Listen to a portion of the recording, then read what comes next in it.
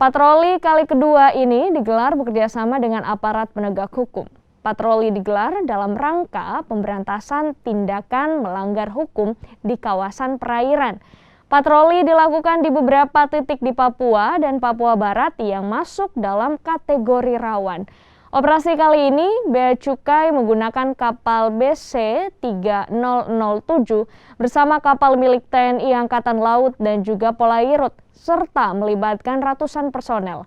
Kegiatan yang didukung TNI Angkatan Laut ini diharapkan dapat membantu menyelesaikan kejahatan yang terjadi di laut dan melanggar hukum.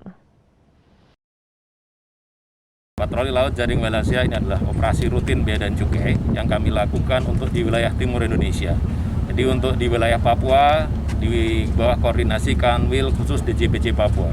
Di kami intinya adalah penegakan hukum di laut terkait Undang-Undang Kepabeanan dan Cukai, serta undang-undang lain yang dibebankan kepada Bea dan Cukai.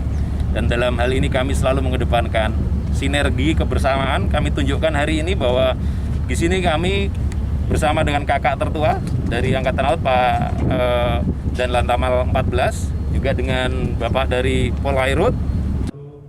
Sangat mendukung apa yang dilakukan oleh Direktorat Jenderal Bea dan Cukai ini untuk melaksanakan operasi terpadu, dan ini merupakan suatu gagasan yang sangat baik karena berdasarkan pengalaman saya ketika dinas di Kepulauan Riau, di sana banyak sekali tindakan-tindakan kejahatan yang melanggar hukum, baik itu penyelundupan maupun tindakan kejahatan yang lainnya.